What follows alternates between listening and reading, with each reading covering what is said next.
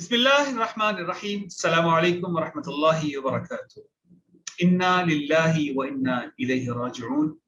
بے شک ہم اللہ کے لیے ہیں، ہمیں اسی کی طرف پلٹ کے جانا ہے۔ ڈاکٹر عامر لیاقت حسین وفات پا چکے، اللہ سبحانہ و تعالی ان کی مغفرت فرمائے، ان کو جنت الفردوس میں اعلیٰ مقام عطا فرمائے اور لواحقین کو صبر جمیل اور اجر عظیم عطا فرمائے۔ جو لوگ اب تک ان پہ کرٹیسزم کر رہے ہیں، ان سے میری ریکویسٹ ہے کہ میرے بھائیوں میری بہنوں، ہم نہیں جانتے کہ اللہ سبحانہ و تعالیٰ کو کس بندے کی کون سی ادا پسند آ جائے اور اس کی بیسس پہ اس کو بخش دیا جائے۔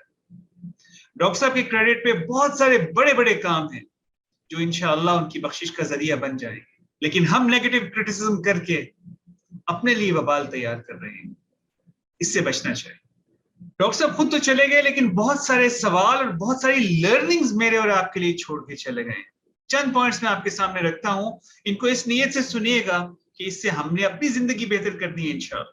ایک تو ہمیں اپنے معاشرے کے بارے میں یہ پتہ چلا کہ یہ وہ معاشرہ ہے جو ایسے لوگوں کو جو کہ اپنے ساتھ کئی محبوبائیں لے کے چل رہے ہوتے ہیں ان کو تو سیلیبریٹیز کہتا ہے، لیکن اگر کوئی شخص عدل کے تقاضوں کو مد نظر رکھتے ہوئے دوسری یا تیسری شادی کی بات کرتا ہے تو اس کو ہمارا معاشرہ جنسی درندے کے طور پہ پیش کرتا ہے۔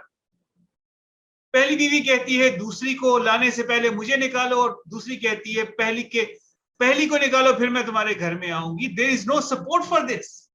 میری پیاری بہنوں اور میری بیٹیوں، اگر اللہ سبحانہ و تعالیٰ نے مرد میں عدل کے تقاضوں کو مد نظر رکھتے ہوئے 4 شیئرز رکھے ہیں تو ہم کیوں خدا بن جاتے ہیں؟ ہمیں اپنے رویوں کو بدلنا ہوگا۔ دوسری بات یہ کہ عورت اچھی ہو تو اس کے مقام کا انسان اندازہ نہیں کر سکتا، لیکن جب وہ مکاری پہ اور فریب دینے پہ آئے تو بڑے بڑے اس کے سامنے گھٹنے ٹیک دیتے ہیں۔ اللہم انی اعوذ بک من الفتنۃ النساء۔ آپ بھی کوشش کیا کریں کہ اللہ پاک سے ہر فتنے سے پناہ مانگیں، اور خصوصاً عورتوں کے فتنے سے، جس کے بارے میں حضور اکرم صلی اللہ تعالی علیہ وسلم نے خاص طور پہ فرمایا کہ میری امت کے لیے بڑا فتنہ عورت کا فتنہ۔ دوستو، محبوب پاک صلی اللہ علیہ وآلہ وآصحابہ وسلم نے فرمایا، اس کا مفہوم یہ ہے کہ جو خاموش رہا وہ نجات پا گیا۔ زیادہ بولنا انسان کو غلطی کی طرف لے کے جاتا ہے، ہر لفظ کاؤنٹ کیا جاتا ہے، تو کوشش کیجئے خاموشی کلام سے بہتر ہے، کلام ہو تو اچھا کلام ہو تاکہ ہمارے لیے وبال نہ بن سکے۔ اور آخری بات، جن اینکر پرسنز نے مزے لے لے کے چٹخارے لگا کے عامر لیاقت کی ویڈیوز کو شیئر کیا، ان کو ڈسکس کیا، جن لوگوں نے میمز بنائی، اپنے ویوز بڑھائے، میری نظر میں وہ اس قتل کا حصہ ہیں۔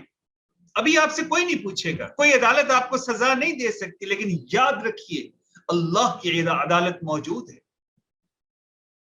ابھی اسی وقت اللہ پاک سے معافی مانگیں، اس شخص کے لیے مغفرت کی دعا کریں، اور آئندہ اس کام سے توبہ کریں کہ جہاں کسی کی حق عزت ہوتی ہو وہاں پہ ہاتھ نہ ڈالیں۔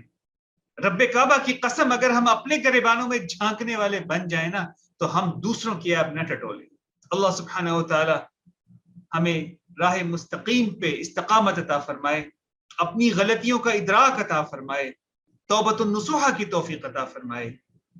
جو مسلمان دنیا سے جا چکے ہیں میرے مولا ان کی مغفرت فرما، ان کو عذاب قبر سے نجات عطا فرما، جنت الفردوس میں اعلیٰ مقام عطا فرما۔ ہم سب کو اپنے پیارے کریم صلی اللہ علیہ وآلہ وصحبہ وسلم کی شفاعت سے بہرمند فرما، آمین یا رب العالمین۔ والسلام علیکم ورحمۃ اللہ وبرکاتہ۔